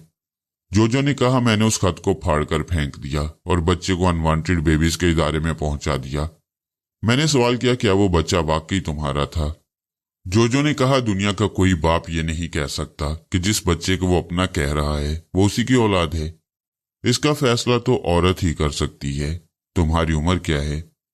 4 माह बाद पूरे 70 बरस का हो जाऊंगा, लेकिन औरतों को अपनी उम्र कभी 35-40 से ज्यादा नहीं बताता। मेरी सेहत देखकर औरतें मेरी बात पर यकीन कर लेती हैं। क्या वाकई तुम्हारी बेशुमार महबूबाएं हैं? हाँ, तुम्हें यकीन क्यों नहीं आता? दौलत में इतनी कशिश है कि औरतें खुद ब खुद खिंची चली आती हैं। तुम्हारी आमदनी का जरिया क्या है? मैं बचपन में एक सर्कस में काम करता था। बड़ा हुआ तो मस्खरे का रोल अदा करने लगा। फिर एक शार्पर से मुलाकात हो गई। उसने मुझे पत्तेबाजी का फन सिखा दिया। अब मैं जिस कमार खाने की मेज पर जाकर बैठता हूं, वहां से हजारों डॉलर समेट कर ले आता हूं। स्पेन के तमाम कुमार खाने वालों ने मेरे लिए अपने दरवाजे बंद कर दिए हैं। सबने समझ लिया है कि मैं उनका दिवालिया निकालता हूं, खुद कभी दिवालिया नहीं होता। अच्छा, तो अब नैरोबी में भी इसी फन से दौलत कमा रहे हो? इस हाथ से कमाता हूं, उस हाथ से लुटा देता हूं।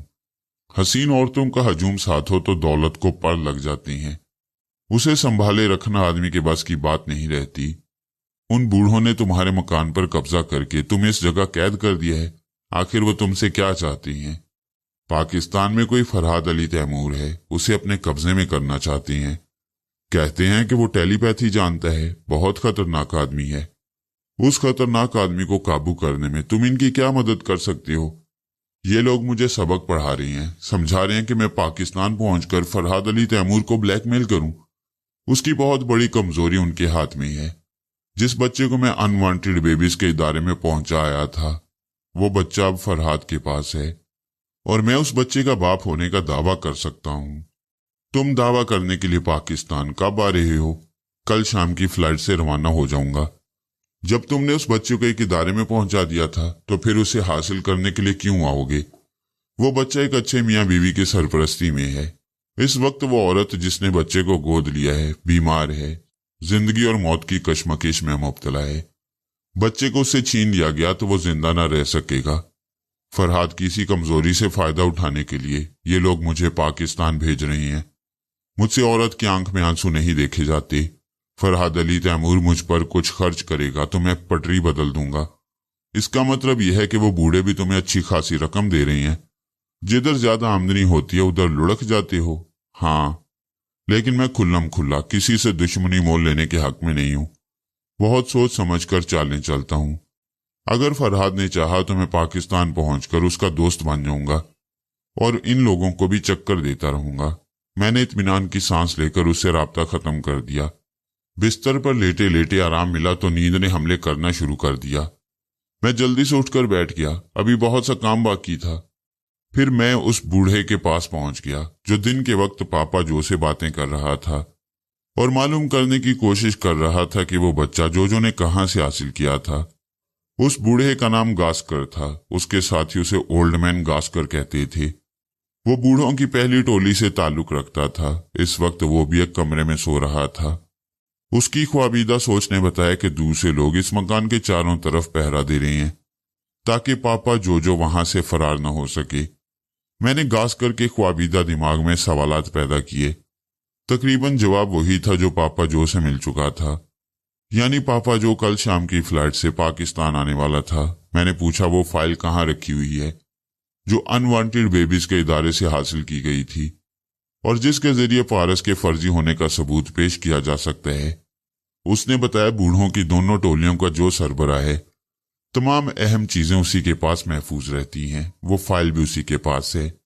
क्या रवानगी के वक्त वो फाइल जो को दे दी जाएगी, ये मैं नहीं जानता। हमारी टीम का लीडर ही जानता है कि फाइल जो के हवाले की जाएगी या किसी और जरिए से पाकिस्तान पहुंचाई जाएगी। तुम्हारा लीडर कौन है और कहाँ रहता है, ये हम में से कोई भी नहीं जानता। बल्कि हम दोनों टोलियों के बूढ़े भी एक दूसरे को नहीं जानते। मैं सिर्फ अपनी टोली के 4 बूढ़ों को जानता हूं। मैं उसके दिमाग से निकल आया। ख्वामखा वक्त ज़ाया करना दानिशमंदी नहीं थी। जब पापा जो इधर आएगा तो देखा जाएगा कि वो फाइल किसकी तहवील में रहती है। वैसे आसार बता रहे थे कि वो ब्लैकमेलिंग का हरबा इस्तेमाल नहीं कर सकेंगे, क्योंकि रसवंती ज़हनी तौर पर मफलूज होती जा रही थी। आज उसने मुझे पहचाना नहीं था। हो सकता है वो बच्चे को भी ना पहचाने, वो सब कुछ भूल गई तो उनका ये हरबा बेकार ही होकर रह जाएगा। रसवंती का ख्याल आया तो मेरा दिल डूबने लगा। मैं सोच भी नहीं सकता था कि उस पर इतना बुरा वक्त आएगा। मौत इस तरह उसके सरहाने जा खड़ी होगी। मैं उठकर टहलने लगा। मेरा दिल कह रहा था मैं फरहाद अली तैमूर हूं, दुनिया के चप्पे चप्पे से वाकिफ हूं, मेरे ताल्लुकात दुनिया के बड़े बड़े लोगों से हैं। फिर भी क्या मेरी रसवंती इलाज मुआवजे की जदीद सहूलतों से महरूम रहकर यहां पड़े पड़े दुनिया से रुखसत हो जाएगी? मेरे पाकिस्तानी डॉक्टर यकीनन तजुर्बेकार हैं, ज़हीन हैं, लेकिन उनके पास वसाइल की कमी है। इस बेसरा समानी के आलम में भी ये लोग खतरनाक से खतरनाक मर्ज का इलाज करने की कोशिश करते हैं और अक्सर कामयाब भी हो जाते हैं, मगर ये एक जुआ ही होता है और मैं रसवंती की जिंदगी का जुआ खेलने के लिए कभी तैयार नहीं हो सकता था। मैंने एक कुर्सी पर बैठकर आंखें बंद की और लंदन के मास्टर के पास पहुंच गया। इस वक्त वो सोने के लिए बिस्तर पर जा रहा था। मैंने मुखातिब किया तो वो चौंक गया। उसने बेयकीनी से पूछा, मिस्टर फरहाद, क्या आप हैं? हाँ, मैं आपसे मुखातिब हूं। मुझे यकीन नहीं आ रहा है, बहुत अरसे बाद आपने मुझे याद किया। फरमाइए, मैं आपकी क्या खिदमत कर सकता हूं? मैं इस वक्त बहुत परेशानी में मुब्तला हूं। रसवंती की हालत बहुत नाजुक है, जिंदगी और मौत की कशमकश में मुब्तला है। उसके दिमाग में कोई खराबी पैदा हो गई है। ऐसा कैसे हुआ, इसकी तफसील मैं आपको बता रहा हूं, जरा तवज्जो से मेरी बात सुनने की कोशिश करें। मैंने रसवंती के साथ पेश आने वाले तमाम वाकयात उसे तफसील से सुनाने के बाद कहा, पिछली रात से रसवंती की हालत बहुत ही तशवीशनाक है। मैं चाहता हूं कि कोई बहुत ही काबिल, ज़हीन और तजुर्बेकार डॉक्टर रसवंती को अटेंड करे, उसे अपना पूरा वक्त देकर उस पर अपने सारे तजुर्बे आजमाए और उसे मौत के मुंह से निकाल लाए, पागल होने से बचा ले, उसका ज़हनी तवाज़ुन ना बिगड़ने दे। आपने बहुत अरसे बाद मुझे अपनी खिदमत का मौका दिया है, मुझे एक आध घंटे की मोहलत दे दीजिए। मैं मादाम रसवंती के गिर्द दुनिया के काबिल तरीन डॉक्टरों का मेला लगा दूंगा। मैंने कहा, अच्छी बात है, मैं वक्तन फवक्तन आपके दिमाग में झांकता रहूंगा, देखता रहूंगा कि आप मेरे लिए क्या कर रही हैं। मैं उससे रुखसत होकर अपने कमरे में हाजिर हो गया। अब मुझे इत्मीनान था कि रसवंती का खातिर ख्वाह इलाज होगा और भरपूर तवज्जो दी जाएगी। मैंने उसके पास पहुंचकर देखा वो सुकून से सो रही थी। इस वक्त परेशानी की कोई बात नहीं थी। मैं उसके पास से वापस आ गया। अब वो सईद साहब का काम रह गया था। सलमा से शादी की तारीख मुकर्रर करना थी। मैंने घड़ी देखी, रात के 3 बज रहे थे। ये मखलूके खुदा के आराम का वक्त था। सभी पर तो मेरी तरह आराम हराम नहीं हुआ था। उन्हें इस वक्त उठाकर शादी की बात करना निहायत ही अहमकाना बात होती। मैंने सोचा और घंटे 2 घंटे के बाद उन्हें मुखातिब करूंगा, उस वक्त तक सुबह होने लगेगी। दूसरा ये कि रसवंती के इलाज के सिलसिले में मैंने जो नया कदम उठाया था उसकी वजह से मुमकिन है मुझे इतना वक्त ही ना मिल सकता कि मैं लाहौर जाकर शाहीना वगैरह से मुलाकात कर सकता। इसलिए मैंने उनसे बात करने का इरादा मुलतवी कर दिया और दोबारा लंदन के मास्टर के पास जा पहुंचा। मैंने उसे मुखातिब नहीं किया, चुपचाप उसके दिमाग में झांकता रहा। पता चला कि उसने सुपर मास्टर तक रसवंती की बीमारी की खबर पहुंचा दी है और उससे मशवरे तलब किए हैं। वो खुद बार बार फोन के जरिए बड़े बड़े डॉक्टरों से राब्ता कायम कर रहा था। ट्रांसमीटर के जरिए अमेरिका और यूरोप के मुख्तलिफ मास्टरों से राब्ता कायम करके उन्हें भी रसवंती के मुतल्लिक मुख्तसर तौर पर बताने के बाद हदायत दे रहा था कि अपने यहाँ के तमाम माहिरीन से फौरी तौर पर राब्ता कायम करें और ये मालूम करें कि मरीजा को पाकिस्तान में देखा जाएगा या उसे अमेरिका या यूरोप के किसी शहर में लाना पड़ेगा। मास्टर जिस तुंदही से रसवंती के लिए कोशिशें कर रहा था उससे मुझे यकीन हो गया कि खुदा ने चाहा तो रसवंती दिमागी तौर पर जल्द ही सेहतयाब हो जाएगी। मैं मास्टर के दिमाग से वापस आना चाहता था। उसी वक्त कमरे का दरवाजा खुला। उसके एक मातहत ने अंदर आकर कहा, सर, टेली प्रिंटर के जरिए सुपर मास्टर का पैगाम आया है। उसने एक लंबा सा कागज मास्टर की तरफ बढ़ा दिया। मास्टर ने उसे लेकर पढ़ना शुरू कर दिया। लिखा था, मास्टर मेरी तरफ से मिस्टर फरहाद और मादाम सोनिया के लिए नेक तमन्नाओं का इजहार करें। جب تک مادام رسونتی صحت یاب نہیں ہو جائیں گے اس وقت تک ہماری محبت صرف ان کے لیے وقف رہے گی۔ یہاں میں نے IMF سے معاملہ طے کر لیے ہیں۔ انٹرنیشنل میڈیکل کا فلائنگ ہسپتال پاکستان سے مادام رسونتی کو سوئٹزرلینڈ لے جائے گا۔ مسٹر فرحات کو اگر اس فلائنگ ہسپتال کے متعلق معلوم نہ ہو تو آپ بتا دیں۔ پاکستان ایئر لائنز کے افسران کو اطلاع دی جا رہی ہے کہ وہ فلائنگ ہسپتال کل دن کے 11 بجے تک چکلالہ کے ہوائی اڈے پر پہنچے گا۔ کچھ عرصہ پہلے ہم نے یہ طے کیا تھا کہ مسٹر فرحاد اور یہودیوں کے معاملات میں نہیں بولیں گے۔ اس سلسلے میں بالکل غیر جانبدار رہیں گے، نہ تو یہودیوں کا ساتھ دیں گے نہ مسٹر فرحاد کی مدد کریں گے۔ لیکن یہ سب کچھ محض انسان دوستی کی بنیاد پر کیا جا رہا ہے، کیونکہ یہ ایک خالص انسانی مسئلہ ہے۔ یہودیوں کے معاملات سے قطع نظر ہم ذاتی طور پر فرحاد صاحب کے دوست ہیں اور ہمیشہ دوست رہیں گے۔ ایک بار پھر ہم مسٹر فرحاد کو اپنے بھرپور تعاون اور توجہ کا یقین دلاتے ہیں۔ وہ کسی وقت بھی ہمیں اپنی خدمات کے لیے طلب کر سکتے ہیں، فقط سپر ماسٹر۔ جب ماسٹر نے اپنے سپر ماسٹر کا پیغام پڑھ لیا تو میں نے اسے مخاطب کیا۔ اس نے چونک کر پوچھا کہ آپ یہ پیغام میرے دماغ کے ذریعے پڑھ رہے تھے؟ ہاں، میں یہ ساری معلومات حاصل کر چکا ہوں، یہ دیکھ چکا ہوں کہ آپ رسونتی کے لیے کیا کر رہی ہیں۔ میں آپ کا بے حد شکر گزار ہوں۔ فرحاد صاحب ہمیں شرمندہ نہ کریں، ہم آپ کی ہر خدمت کے لیے ہر وقت حاضر ہیں۔ آپ یہ بتائیں یہ فلائنگ ہسپتال کیا چیز ہے؟ یہ ایک بہت بڑا طیارہ ہے۔ اس طیارے کے اندر پورا ایک ہسپتال قائم کیا گیا ہے۔ دنیا کے بہترین تجربے کار ڈاکٹر ہمیشہ اس میں موجود رہتے ہیں۔ ان کے پاس دنیا کی بہترین قیمتی نایاب اور زود اثر دوائیں ہوتی ہیں۔ وہاں لیبارٹری سے لے کر آپریشن تھیٹر تک ہسپتال کا ہر شعبہ قائم کیا گیا ہے۔ دراصل یہ طیارہ دنیا کی اہم شخصیتوں کے لیے ہے۔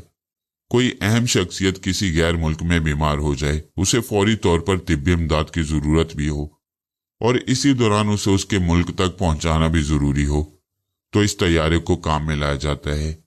اور یہ طیارہ پہلی بار آپ کے ملک میں مادام رسونتی کے لیے جائے گا۔ ماسٹر، میں آپ لوگوں کی دوستی اور تعاون کو کبھی نہیں بھلاؤں گا۔ میرے سر سے ایک بڑا بوجھ اتر گیا ہے۔ اب ایک اور گزارش ہے، فرمائیے، ہم حاضر ہیں۔ رسونتی کو اس فلائنگ ہسپتال کے ذریعے یہاں سے لے جایا جائے تو اس کے لیے سخت حفاظتی انتظامات ہونے چاہیے۔ آپ تو جانتے ہی ہیں میری آج کل یہودیوں سے ٹھنی ہوئی ہے۔ وہ رسونتی کو اغوا کرنے کی کوشش ضرور کریں گے۔ آپ اطمینان رکھیں، سپر ماسٹر کے ذریعے یہودیوں سے یہ معاملہ طے کر لیا جائے گا۔ جب تک مادام دماغی اور جسمانی طور پر صحت یاب نہ ہو جائیں اس وقت تک کوئی مادام کی طرف رخ نہ کرے، ورنہ سپر ماسٹر کی دشمنی مول لینا پڑے گی۔ میں نے ماسٹر کا شکریہ ادا کیا اور دماغی طور پر اپنے کمرے میں واپس آ گیا۔ اب 4 بج رہے تھے، تھکن سے برا حال ہو رہا تھا۔ میں نے سوچا اب شاہینہ وغیرہ سے سو کر اٹھنے کے بعد ہی رابطہ قائم کروں گا۔ رسونتی کے سلسلے میں بہت سا بوجھ اتر گیا تھا، اس لیے میں اپنے آپ کو ہلکا پھلکا محسوس کر رہا تھا اور اب نیند سے لڑنا بھی میرے لیے مشکل ہو گیا تھا۔ میں بستر پر آ کر لیٹ گیا۔ کمرے کا دروازہ اندر سے بند تھا۔ میں نے حسب معمول اپنے دماغ کو ہدایات دیں اور سو گیا۔